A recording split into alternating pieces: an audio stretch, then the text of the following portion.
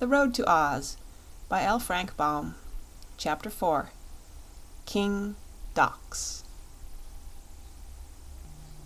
It was amusing to note the expression on the face of King DOX as he looked the boy over, from his sailor hat to his stubby shoes, and it was equally diverting to watch Button-Bright stare at the king in return.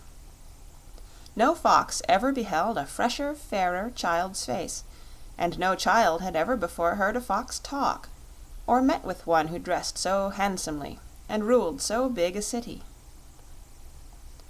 I am sorry to say that no one had ever told the little boy much about fairies of any kind. This being the case, it is easy to understand how much this strange experience startled and astonished him. "How do you like us?" asked the king. "Don't know," said Button-Bright. "Of course you don't. It's too short an acquaintance," returned his Majesty. "What do you suppose my name is?" "Don't know," said Button-Bright. "How should you? Well, I'll tell you.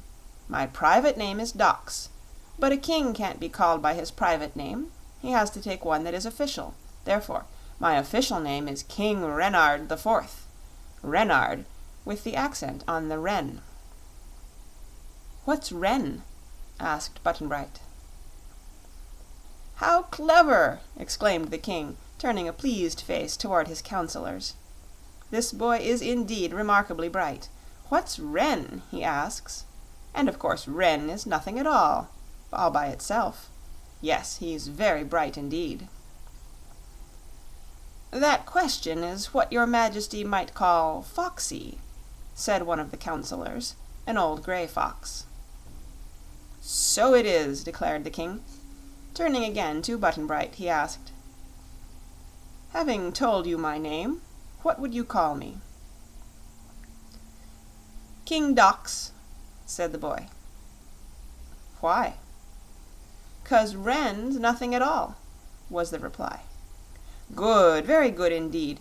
You certainly have a brilliant mind. Do you know why 2 and 2 make 4? "No," said Button-Bright. "Clever, clever indeed. Of course you don't know. Nobody knows why. We only know it's so, and can't tell why it's so. Button-Bright, those curls and blue eyes do not go well with so much wisdom. They make you look too youthful, and hide your real cleverness. Therefore I will do you a great favor. I will confer upon you the head of a fox, so that you may hereafter look as bright as you really are." As he spoke, the king waved his paw toward the boy, and at once the pretty curls and fresh round face and big blue eyes were gone, while in their place a fox's head appeared upon Button-Bright's shoulders, a hairy head with a sharp nose, pointed ears, and keen little eyes. "Oh, don't do that!" cried Dorothy, shrinking back from her transformed companion with a shocked and dismayed face. "Too late, my dear. It's done. But you also shall have a fox's head if you can prove you're as clever as Button-Bright." "I don't want it. It's dreadful!" she exclaimed, and hearing this verdict, Button-Bright began to boo-hoo just as if he were still a little boy. "How can you call that lovely head dreadful?" asked the king. "It's a much prettier face than he had before, to my notion, and my wife says I'm a good judge of beauty. Don't cry, little fox boy. Laugh and be proud, because you are so highly favored. How do you like the new head, Button-Bright?" "Don't know," sobbed the child. "Please, please change him back again, your Majesty," begged Dorothy. King Renard the Fourth shook his head. "I can't do that," he said. "I haven't the power, even if I wanted to. No, Button-Bright must wear his fox head, and he'll be sure to love it dearly as soon as he gets used to it." Both the Shaggy Man and Dorothy looked grave and anxious, for they were sorrowful that such a misfortune had overtaken their little companion. Toto barked at the fox boy once or twice, not realizing it was his former friend who now wore the animal head, but Dorothy cuffed the dog and made him stop. As for the foxes, they all seemed to think Button-Bright's new head very becoming, and that their king had conferred a great honor on this little stranger. It was funny to see the boy reach up to feel of his sharp nose and wide mouth, and wail afresh with grief. He wagged his ears in a comical manner, and tears were in his little black eyes. But Dorothy couldn't laugh at her friend just yet, because she felt so sorry. Just then 3 little fox princesses, daughters of the king, entered the room, and when they saw Button-Bright, one exclaimed, "How lovely he is!" And the next one cried in delight, "How sweet he is!" And the 3rd princess clapped her hands with pleasure and said, "How beautiful he is!" Button-Bright stopped crying and asked timidly, "Am I?" "In all the world there is not another face so pretty," declared the biggest fox princess. "You must live with us always and be our brother," said the next. "We shall all love you dearly," the 3rd said. This praise did much to comfort the boy, and he looked around and tried to smile. It was a pitiful attempt, because the fox face was new and stiff, and Dorothy thought his expression more stupid than before the transformation. "I think we ought to be going now," said the Shaggy Man uneasily, for he didn't know what the king might take into his head to do next. "Don't leave us yet, I beg of you," pleaded King Renard. "I intend to have several days of feasting and merrymaking in honor of your visit." "Have it after we're gone, for we can't wait," said Dorothy decidedly. But seeing this displeased the king, she added, "If I'm going to get Ozma to invite you to her party, I'll have to find her as soon as possible, you know." In spite of all the beauty of Foxville and the gorgeous dresses of its inhabitants, both the girl and the Shaggy Man felt they were not quite safe there, and would be glad to see the last of it. "But it is now evening," the king reminded them, "and you must stay with us until morning anyhow.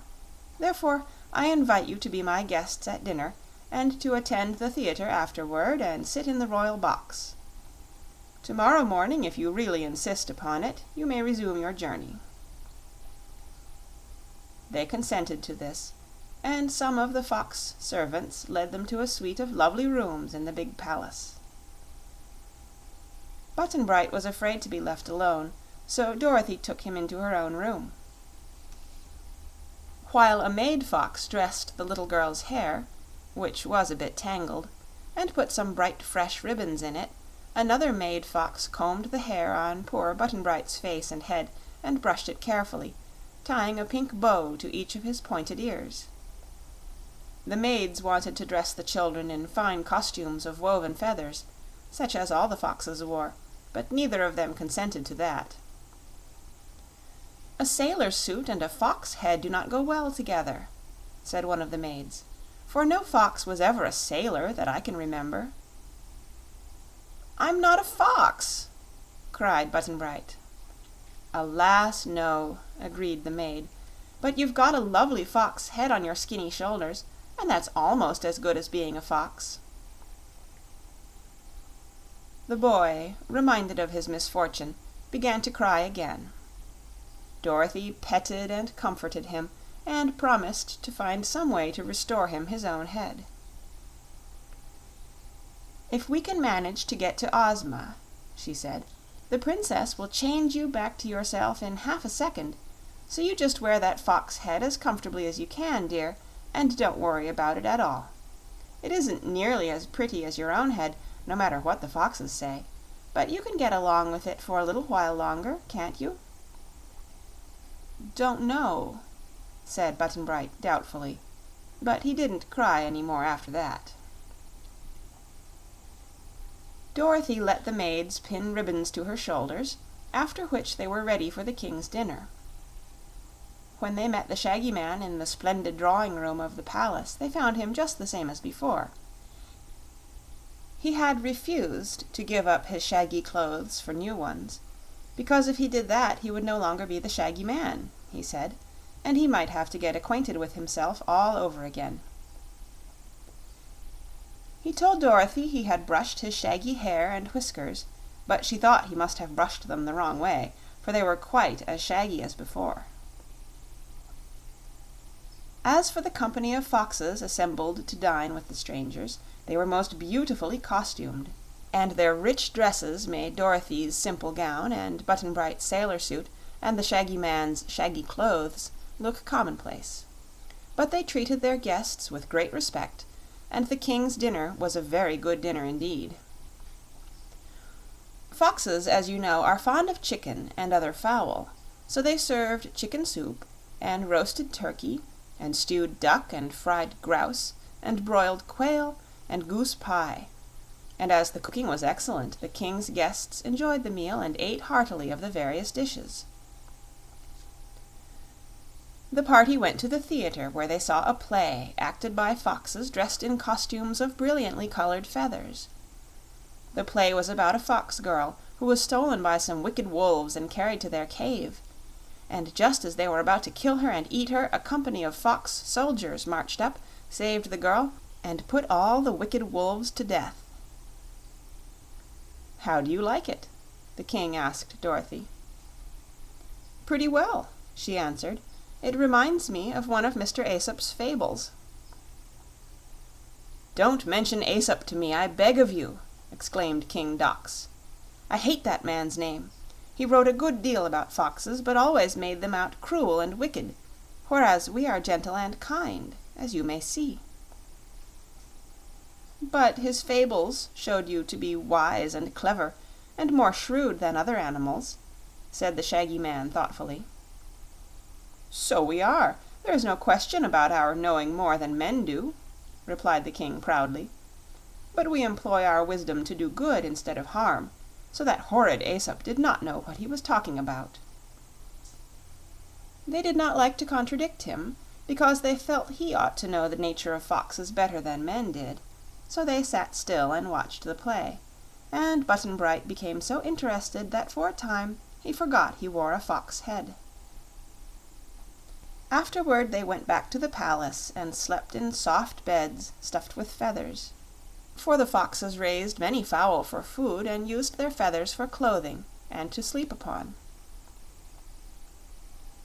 Dorothy wondered why the animals living in Foxville did not wear just their own hairy skins, as wild foxes do. When she mentioned it to King Dox, he said they clothed themselves because they were civilized. "But you were born without clothes," she observed, "and you don't seem to me to need them."